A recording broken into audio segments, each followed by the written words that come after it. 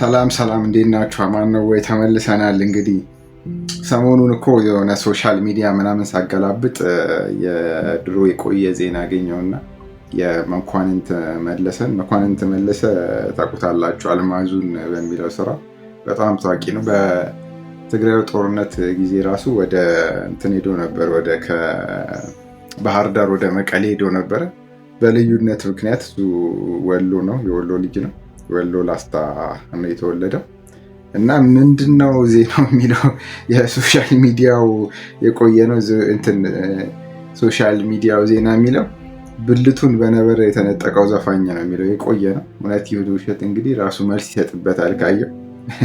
ግን ብልቱን በነበር የተነጠቀው ዘፋኝ ይልና አልማዙን በሚለው ስራ ዝናን ያተረፈው የዋክሹሞች ዘር ነው፣ የተዋጣለት ዳንሰኛም ነው ይላል። ወደ አንቺ ስመጣ እኔ አንቺን ሳስፍ ማረሻው አይወጋ በሬው ማይስብ በሚለው ተወዳጅ ሙዚቃ ሁላችንም እናስታውሰዋለን። ይህ ከላይ ያለው የግጥም ስንኝ ዝም ብሎ የተገጠመ ግጥም አይደለም። መኳንንት መለሰ በአንድ የቀን ጎዶሎ በጨለማ ሲሄድ ነብር ጋር ፊት ለፊት ይገናኛሉ። ነብሩም ዘሎ ይከመርበታል። ሰውየው የዋዛም አይደል፣ ከነብሩ ጋር ይገጥማሉ። ነብርና ሰው በጫካ ድንግ ውስጥ ቅውጥ ያለ ጦርነት ያካሂዳሉ። በመጨረሻም በመኳንንት መለሰ ድራራጊነት ነብሩን ይገለዋል። በዚህ ወቅት ነው እንግዲህ መኳንንት መለሰ የእንጀራ መብያ የፍትወት ስጋ ማስታከሻውን የዘር ፍሬ ተበላበት።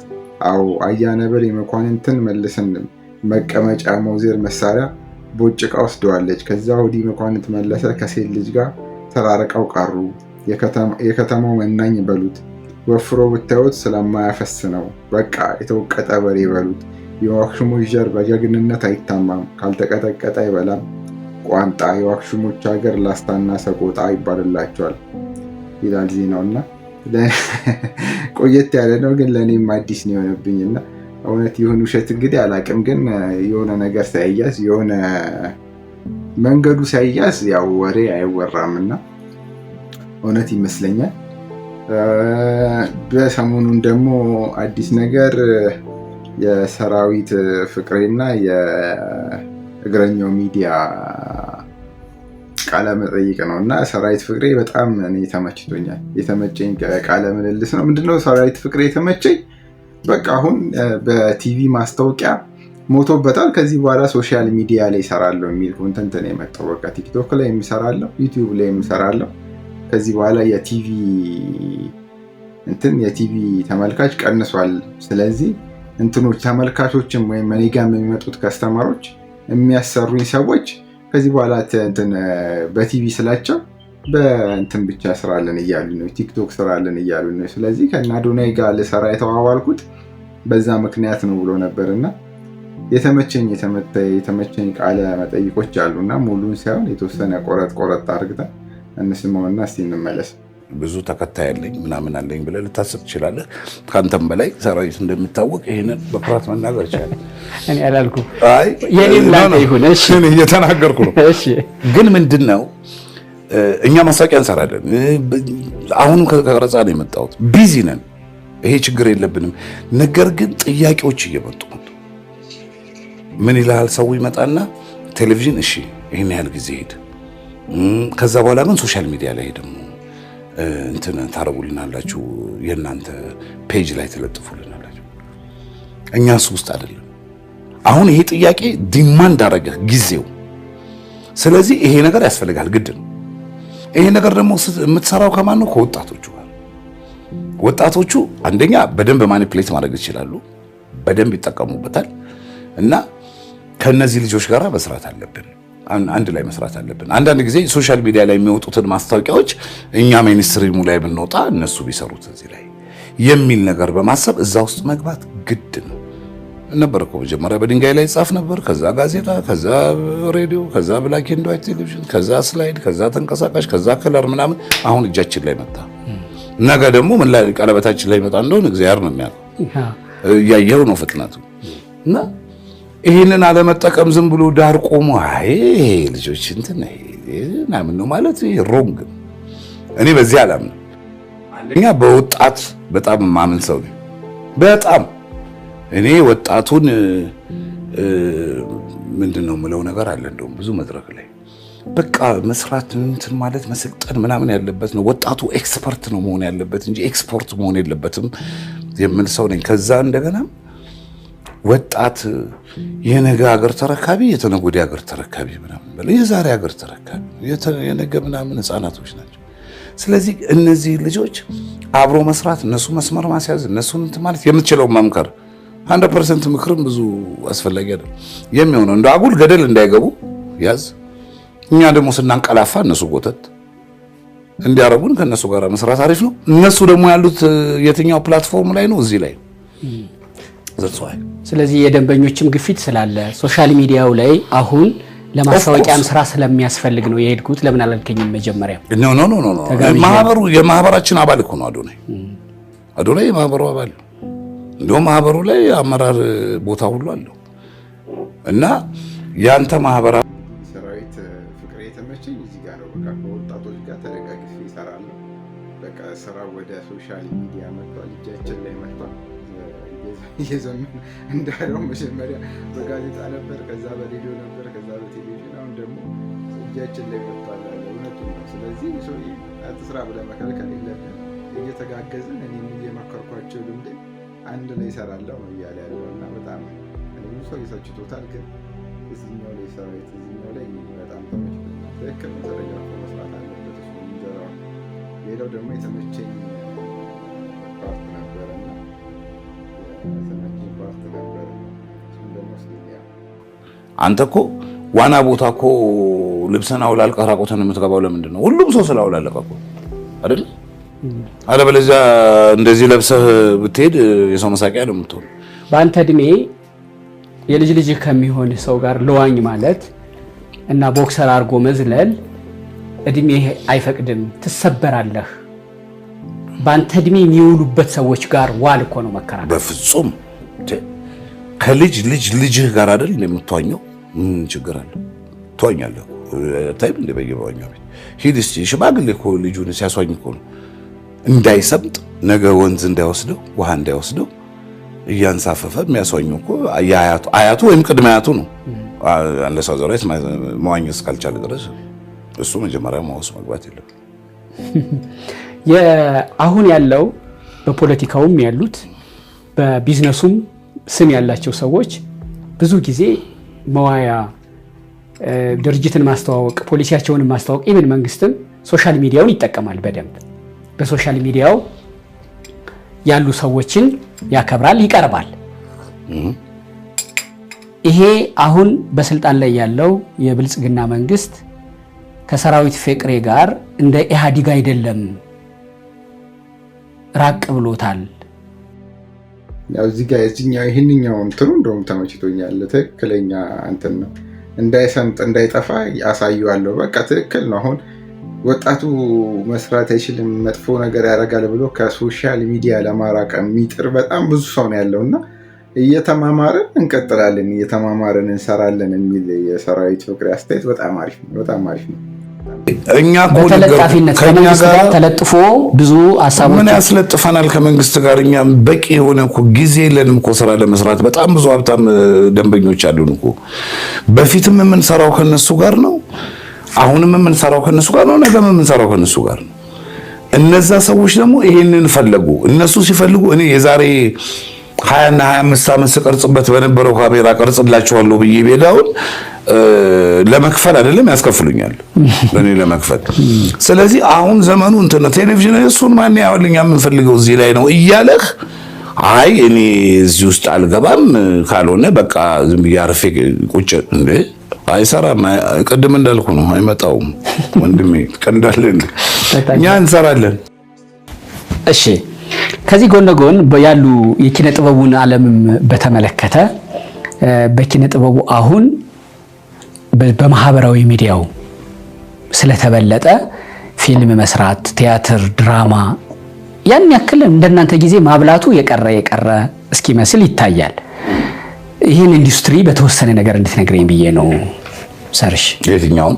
የኪነ ጥበቡን ዓለም ፊልም እንዴት ነው? ከሶሻል ሚዲያ ውጭ ያለው ከሶሻል ሚዲያ ውጭ ሆኖ ከዛ ወደዚህ እየመጡ አሁን ምን ያለው መሰለህ ኢቲቪም ፋናም በፊት በጋዜጠኛ በፊት በባለሙያ የሚሰሩ የነበሩ ፕሮግራሞችን አሁን ለዩቲዩብ እና ለሶሻል ሚዲያ እንዲሆን ተደርጎ ዲዛይን ተደርገው በሚመስል በግልጽ በሚታዩ የኪነ ጥበቡን ባለሙያ ኢንክሉዲንግ ያንተ የማስታወቂያ በቃ እንሰራ ተመችቶኛል፣ እኛ እንሰራለን። በቃ ተመችቶኛል። ምንድነው በቃ ይመቸው። በቃ መስራት ነው ያለበት። በቃ ከጊዜው ጋር አብሮ የሚሄድ ሰው ማለት ሰራዊት ፍቅሬ ነው። በቃ ትክክለኛ ሰው ነው። ግን አንድ እጥያም አለ በጣም እኔ በቃ የጠላሁት አውጣ በርሲሳ ነው ምናምን የሚባል አለ ሰራዊት ፍቅሬ ላይ ለጉድ ነው የወረደበት እና እሱን ቲክቶክ ላይ ነው እሱን አይተ ነው አስተያየት ብንመለስበት ደስ ይለኛል። በጣም በቃ ያልተመቸኝ ሰው ማለት ነው። እንስማውና እንመለስ። ለማንኛውም እሱ ነው ሰራዊት ፍቅሬ የተባለው ግለሰብ እግረኛው ሚዲያ ላይ ብቅ ብሎ እልፍ ዝባዝንኬዎችን አወራ። ከተናገራቸውና ንዴት ከሚያመጡ ነገሮች ሁለቱ፣ ሌላው እንኳን ዝባዝንኬን ያወራው የእሱን ችጋራምነት ያጋለጡ ናቸው። ከዚህ በፊት ስላቸው የነበረ ስጮኋቸው የነበሩ ነገሮችን በአፉ የነገረን ነው። ሁለቱን ለመጥቀስ ያህል ስለ ፊንቴክ ያወራውና ስለ አዶናይ ያወራው። አዶናይ መታሰሩ ምንም ኬር የለኝም፣ ምንም አያገባኝም። እኔ የተወለድኩበትና ያደግኩበት አካባቢ የጋር እውነቱን እኮ ነው። እዚህ ጋር አዶናይ በመታሰሩ ሲጀምር ቃለመጠይቁ ላይ አያገባኝም አላለም። ግን ታሰረም አልታሰረም የሰራዊት እኮ ችግር አይደለም። የታሰረበት መንገድ አለ። አያገባኝም ሲጀመር አላለም። ሁለተኛ ትንሽ ማለማንኛውና ጋሪውን ገፍተው መሄድ የማይችሉበት ደረጃ ይደርሳሉ። ያን ጊዜ ላሳከማቸው ምናምን አይልም ባለ ጋሪው ያን ፈረስ አውጥቶ እንዳይመለስ ወደ ቤት እንዳይመለስ አድርጎ ነው የሚጥለው። እንደው እንደ ድል ሆኖ ጅብ ካልበላውና ያ ፈረስ ከዳነ ባለጋሪው እንደገና ይዞት እንደገና ይጭነዋል። ይህን የተከናወነው በአዶናይ እና በሰራዊት መካከል። አዶናይ ድንገት ተፈቶ እንኳን ወደ ይፈታል ወደ የሚመጣ ከሆነ አዶናይ ላይ መሳፈሩ የማይቀር ጉዳይ ቢኮዝ ይሄን ሶሻል ሚዲያ ወዶታል። ገንዘብ ያለው ቦታ ስለሆነ ወዶታል። ጅልነቱም የሆነው የአዶናይ ነው የሚሆነው። አሁን ወደ ከሱ ጋር አብረው እንትን ከዚህ በላይ ልል አልችልም። ሁለተኛው ስለ ፊንቴክ ያወራው ነው። ፊንቴክ እንግዲህ ምን ማለት እንደሆነ አልገባው። ለምሳሌ እኔ ከማውቃቸው ሰዎች መካከል የቤተሰቦቻቸውን ውርስ ሸጠው ስለዚህ ገንዘብ ሊሰራ ነው ሰውየው እኮ መጀመሪያም የሚዲያ ሰው ነው። ሊሰራ እኮ ነው የእንትን ያለው እና ሰው ወዶታል። ምን አይ ስራ እንዲሁ ጸጥ ብለህ ምቀኝነት ካልሆነ በስተቀር ለምን ሰራዊት ፍቅሬ ሰራህ ብለህ ምቀኝነት ካልሆነ በስተቀር መስራት መፍቱ ነው። ከተመቸው ምንድ ሰራዊት በመምጣቱ ብቻ ምቀኝነት እንደዚህ ይዞሃል ማለት ነው። እኔም አልፋለሁ ብሎ ይሄን በመፍራት ታክሲ ለመግዛት ያስረከበ ሰው አለ። ይሄን ህመም እነሱ አይገባቸውም። የሞተ ሰው እንዳለ አይገባቸውም። ቢኮዝ ገንዘብን ተከትለው ነው የሚሄዱት። እናንተ አሁን አይደለም እኮ የጀመራችሁት፣ ከሄሎ ታክሲ ጀምራችሁ የመጣችሁ ሰዎች ናቸው አንተና መሰሎች። ስለዚህ ይሄን ትጠበቃለህ እንደዚህ እንደምትል። ይሄ ነው የተከናወነው ነገር። ያላወቅከው ነገር ግን በተሳሳተ ፕሮሞሽን ምክንያት ህዝብ ላይ ጉዳት ካደረስክ እስከ 7 ዓመት ድረስ እንደሚያሳስር አልገባህም። አንተ እኔና ምነው አይደለም ምናምን ለምን እናምናለን? ሲጀምር አንተ የመመርመርና እውነተኛነቱን የማረጋገጥ ግዴታ አለ። ዛት ዋይ ለዚህ ነው ግዴለሾች ናችሁ፣ ሆዳችሁ እንጂ ጭንቅላታችሁ እየሰራ አይደለም የምንላችሁ። ለዚህ ነው የተበሉ ሰዎች ድክመት ነው። እንዳንተ ያሉትንና መሰሎችን ከሶ ወደ ፍርድ ቤት ማቅረብ ሲገባቸው ከተበሉ በኋላ እየሞቱ ፍራቻው ስለገቡ ነው እንደዛ የሆነው። እና የማታገለግል ሰውዬ ይበቃናል። አሁን ዋናው አላማው አሁንም ቴዲ ነው ያመጣው። ቴዲ ሲጀመር ግብዣ ላይ ነው የተገኘው እንጂ የሄሎ ታክሲ ማስታወቂያ ፕሮሞሽን አልነበረም። ግብዣ ላይ ነው የተገኘው ይመስለኛል። ግብዣ ላይ ነው የተገኘው። ዋናው ግን አላማው ቴዲ ማሳጣትና ድጋሚ ማሳሰር ነው። ወላይት አንቀስ ጠቅቶ እስከ 7 ዓመት ያሳስራል ይላል። በሰራዊት ፍቅሬ አማካኝቶ ቴዲ አፍሮንም ማስነከስ ነው የፈለገው እና ዋናው ዓላማው የሰውየው ዓላማ ብዬ የማስበው እንትን ነው። ባለሀብቶችን እና እንደዚህ ስምና ዝና ያላቸውን ሰዎች ታስፈራራና ዝም እንዲል ወይም ደግሞ በፍርሃት የሆነ ነገር እንዲያደርጉለት ገንዘብ መቀባበል አይነት ሙድ ውስጥ የገባ ይመስለኛል ሰውዬ። እንደዚህ አይነት ነገር ነው የማይበት እና ይመችህ። ለማንኛውም ሌላው እንቀጥላለን እንግዲህ። ሌሎች ሰብለ አሰፋን እንግዲህ ታውቋታላችሁ። ሰብለ አሰፋ በአብዛኛው ውዝግብግብ ባለ ህግ ነው አብዛኛውን ጊዜ የምታወዛግበን። ይህንኛው ግን ከመወዛገብም በላይ ነው። ሲሰምተነው እንመለስና አስተያየት እንሰጥበታለን። ባል ሚስቴ በትዳር ውስጥ የምትሰጠኝ ደስታ ቀንሷል ብሎ ክስ ሊያቀርብ የሚችልበት የህግ አግባብ እንዳለ ያውቃሉ። እንዲቆያቸው ጠበቃ ሰብለ አሰፋ እንግዲህ በትዳር ውስጥ ያሉ ወንድና ሴትን በተመለከተ አንድ ሶስተኛ ወገን ሚስቱን በመደብደብ ወይም ደግሞ በተለያየ ምክንያት የሞራል ጉዳት በማድረስ ባል ሚስቴ ደስታ ቀነሳብኛለች ብሎ መክሰስ ይችላል ብላናለች። እሷስ መክሰስ አትችልም? ደስታ እኔን ማርካት አልቻለም ብላ መክሰስ አትችልም? እኔ ግን አንቺን ሴትዮ ግርም የሚለኝ ህጎቹን ከየት እንደምታመጫቸው። መቼም ከኢትዮጵያ ህገ መንግስት አታመጫቸው። ከፍትሐ ነገስት ካልሆነ አንቺ የምታያቸው ህጎች ይኖራሉ ብዬ አላስብም። አሁን ደግሞ በዚህ መጣሽብን። ለማንኛውም አስገራሚ ነው። እስቲ ህግ የምታውቁ ሰዎች ይሄ ህግ አለ ወይ ነው አንቀጽ ጠቅሶስ መክሰስ ይቻላል የሚለውን አረጋግጡ። እንግዲህ በሌላ ቪዲዮ እንገናኛለን። ይበሉ። ሰላም ነው።